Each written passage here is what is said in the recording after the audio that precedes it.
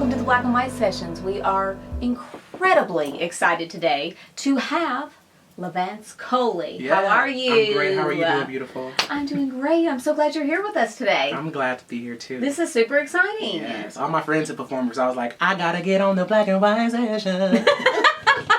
Listen, well, I am just literally like 2 minutes ago. I'm like, out of all these people we have had here, you know, well, half of these people, if not more of them. Yeah, they're all my good friends. That you've known a long time. Yeah. You know, and it's funny because one of the gals that sang here, Debbie Alexander, she was the one who told me, she was like, you got to have LaVance. Yes. You got to have him. Do you know him? I'm like, no, I know who he is, and I know he's just this amazing singer. Can you connect me with him? And she was so lovely to connect us and get you in here. Thank you, Steffi. I love you. We love you. So, and I'm sure others would have too, but I specifically asked her, hey, who would you want to see do one of these? And you were the first person she named. Oh, yes. So, isn't that nice to know that your that your friends value you? Yes. Especially in this industry, okay? That's true. Because some people would say, nope, don't hire him. Yes, I know. That's true. Yes. It's a funny little industry that way, isn't it? Well, let's talk about you. You know, I found out who you were through the Postmodern Jukebox series. Yes. That was the first time I heard you. Okay. It was on one of those videos. And I was like, oh, wow, like, he's incredible. And so talk a little, let's start there just because that's how I came to know you. And I'm sure a lot of people that watch these are going to be like, we know him from PMJ. Yes. You know, so how did it come to be that you partnered with them? And then obviously you've done you've toured all over the world with them. Yeah. So...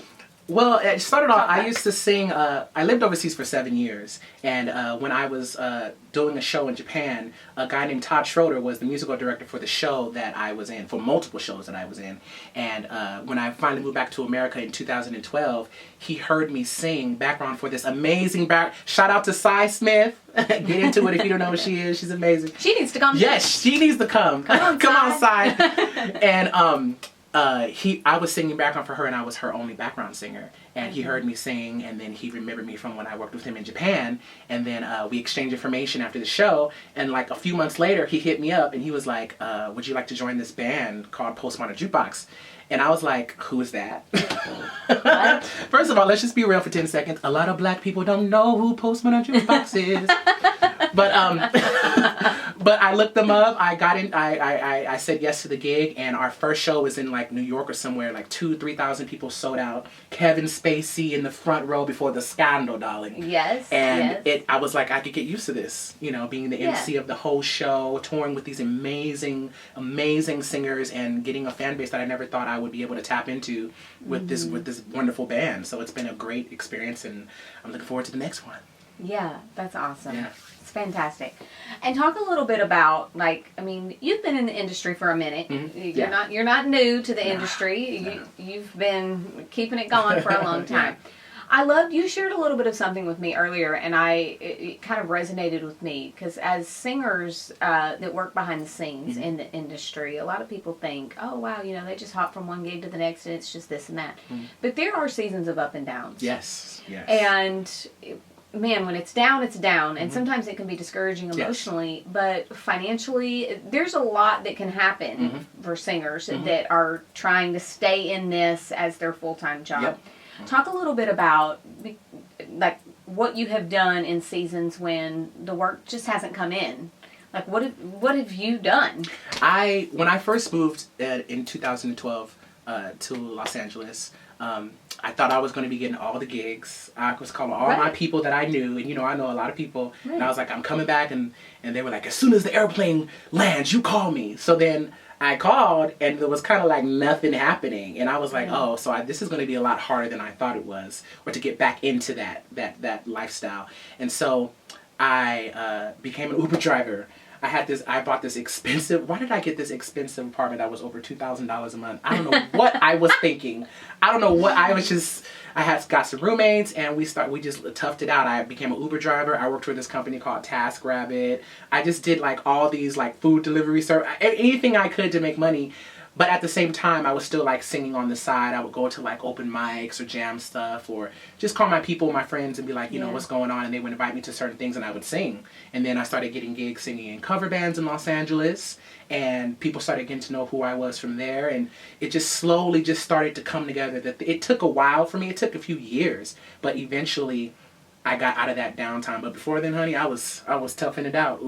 Uber, TaskRabbit, Lyft, delivery services, anything. Well, you know what? I love your honesty about it. Mm-hmm. That you're not afraid to just say, look, this is real life. Mm-hmm. Because I feel like, especially, I've had a lot of people come up to me and say, hey, I watch the Black and White sessions and I watch the interviews because I want to do that. Mm-hmm. And they're in college or whatever they are, or people that have been in it a while and want to get into this. And they always say that they most appreciate the interviews where people tell real stories. Yeah.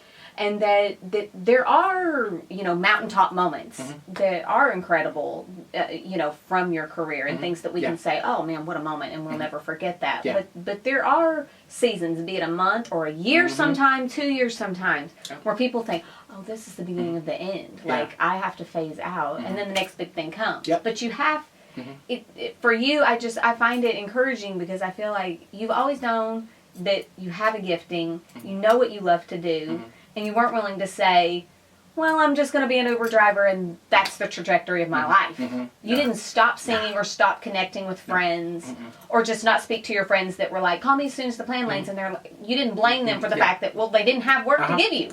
They love you, but it just wasn't there to give. Yep, exactly. And you just, I love that. Yeah, you got to stay strong in this industry. And I was one of the lucky few people in my childhood. I always knew that I wanted to sing. I always had a gift to sing. And so I don't see myself doing any other thing. I don't know what my other purpose would be but to sing and to share my gift with the world.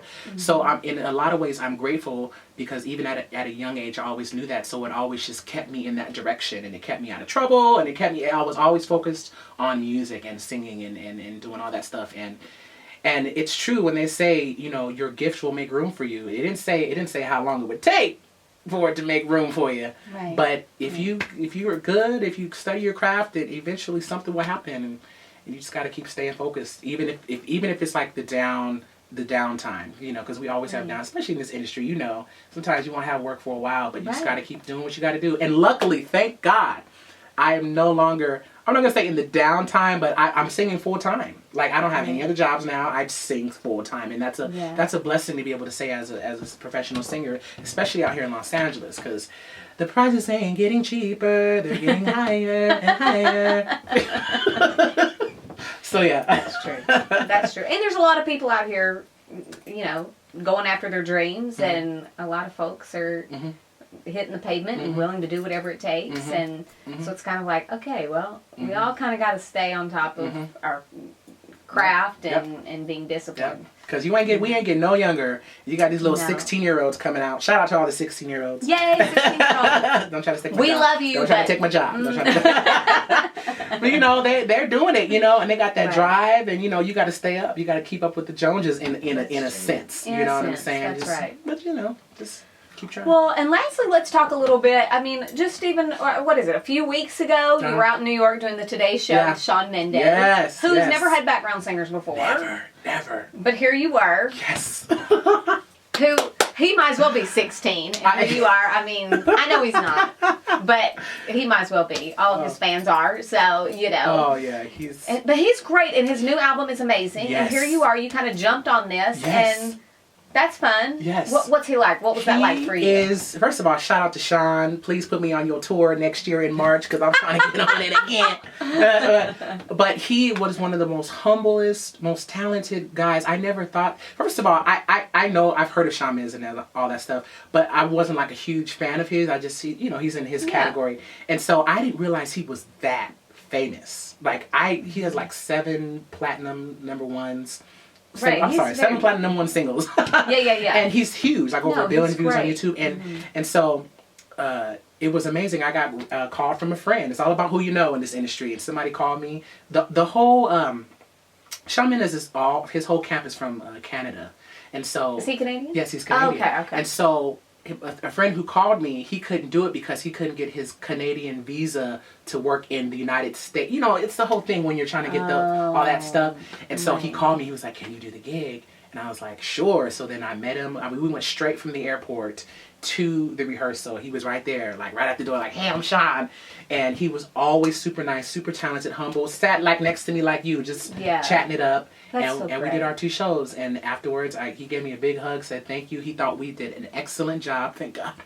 He thought we did great. He loved us. And it was his first time using background singers. And I really hope to work with him again. And I know if he uses background singers next year on his tour, I'll be the top of the list. We'll see. Well, I hope so. We'll see. I don't know. You hope. But that's great, you know, because it's fun to be able to kind of float in and out. And because I mean, you know, it's funny because I really do kind of view you more as like a lead vocalist because you present yourself in such a way where it's like, I mean, I'm happy that you've done the postmodern jukebox thing because it has afforded you the ability to kind of be a front person. Yeah. Not kind of, I really am. Not kind of, but are. Yes, I'm the really MC are. of the whole show, yeah. So it's an amazing experience. And I talked to you about this earlier.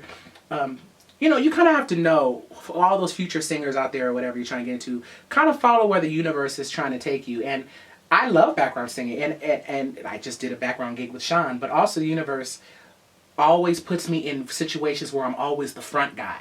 And I'm following that. You know, maybe God has more plans for me than just to be a background singer. And there is nothing wrong. When I tell you I love background singing, I didn't even want to be a lead singer. I wanted to be a background singer. But it just, sometimes those doors just kept getting closed to me for whatever reasons. And I know all the people, you know, but I still just wasn't getting. And so I started getting these other gigs where I was the lead singer, and it totally paid off. So now people know I can do background and lead it, whatever. It actually gives you more work in a sense because people know you're not just a background. You can float. Yeah.